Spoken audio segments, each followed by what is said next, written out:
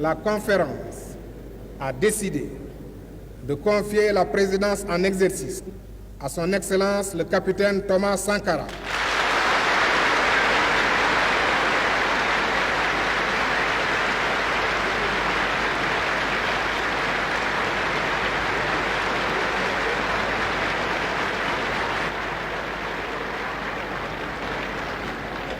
Président du Conseil national de la Révolution, président du FASO, chef de l'État.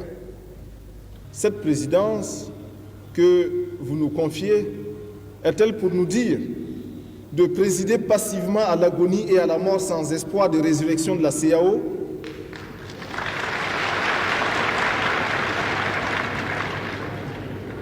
Nous contentant de rendre compte de ces différentes étapes et assumant la responsabilité de l'échec face à nos peuples et face à l'histoire? Est-elle pour nous doter des pleins pouvoirs qui seuls peuvent nous autoriser à administrer une thérapeutique de choc, c'est-à-dire une chirurgie sans anesthésie à la CEDEAO?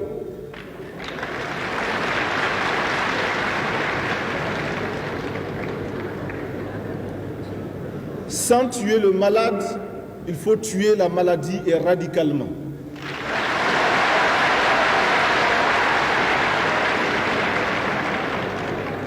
Nous osons penser qu'il s'agit incontestablement d'une mission fondée sur la confiance que vos peuples placent en la révolution burkinabé. C'est pourquoi nous n'avons pas hésité et nous n'hésiterons pas une seconde pour mener une lutte intransigeante et sans compromission contre toutes les gangrènes et les mauvaises herbes qui ont transformé la CEDEAO en navire sans commandement, livré aux caprices et aux humeurs d'une camarilla de truands profondément convaincus de leur impunité.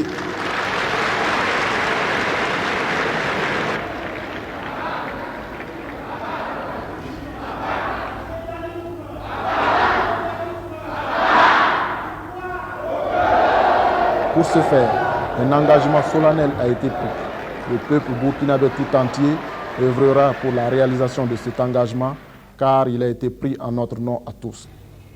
Nous prenons l'engagement solennel devant tous les peuples des États de la CEDEAO que nous leur présenterons dans un an, soit un acte de décès, soit un acte de naissance, de nouvelles conditions pour l'évolution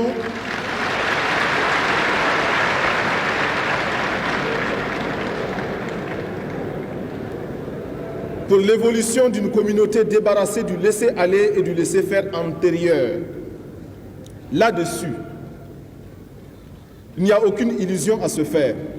Notre crédibilité et notre dignité nous imposent de respecter scrupuleusement les engagements souscrits auprès de nos partenaires financiers. Il nous reviendra de savoir mériter leur confiance par notre humilité, l'austérité dans notre train de vie et notre rigueur dans la gestion quotidienne des finances qu'ils mettront à notre disposition pour la réalisation des projets en cours ou à venir.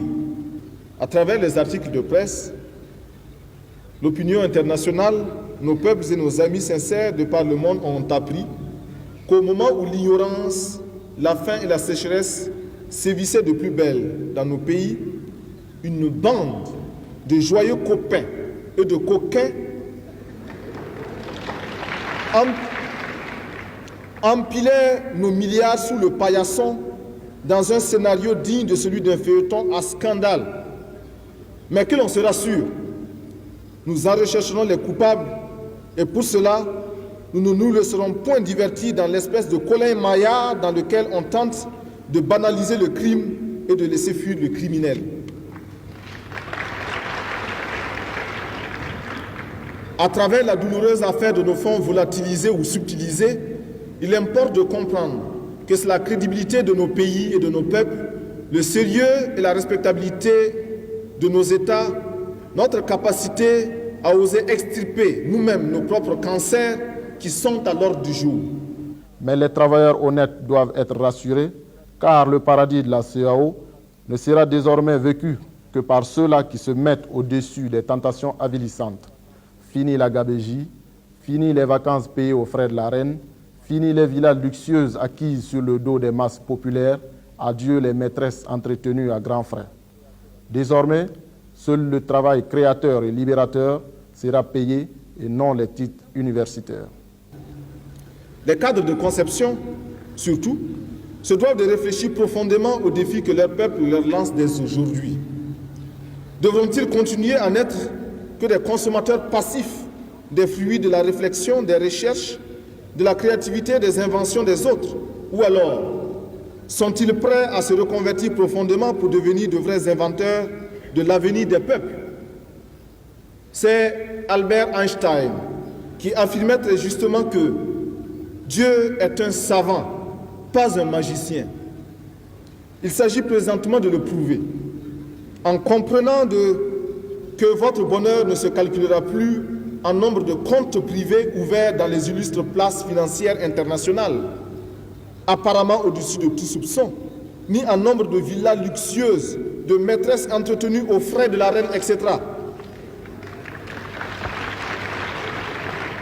Autant de pratiques honteuses et indignes que des responsables issus des zones les plus pauvres et les plus démunies de la planète. C'est votre capacité d'invention scientifique qui vous sera désormais rémunérée et non plus votre art à jongler en bon magicien pour vous fabriquer des millions de francs sur le dos des masses populaires miséreuses, illusionnées et mystifiées par vos seuls diplômes et vos seules références universitaires. Le président du Faso devait ensuite stigmatiser certaines pratiques des huis clos des chefs d'État et appeler l'ensemble de la communauté à réfléchir sur le train de vie de l'institution qui insulte la misère de nos peuples. Les faits sont là. Objectif est têtu. La CAO est plongée dans la crise la plus profonde de sa première décennie d'existence. Le traité instituant la CAO et ses protocoles annexes a été trituré et falsifié par des modifications successives, intempestives, opérées frauduleusement en abusant chaque fois des huis clos des sommets du chef d'État. À présent, messieurs les présidents, mesdames et messieurs, redonnons confiance à la CAO. Arrachons-la de son train de vie actuel qui insulte la misère de nos peuples. Faisons du système de la CAO et principalement de son siège à Ouagadougou une ruche où chaque abeille laborieuse, aux ordres d'une direction industrieuse, volant au-dessus du chauvinisme et des appétits égoïstes, réussira à la doter de ce miel auquel nous avons légitimement droit.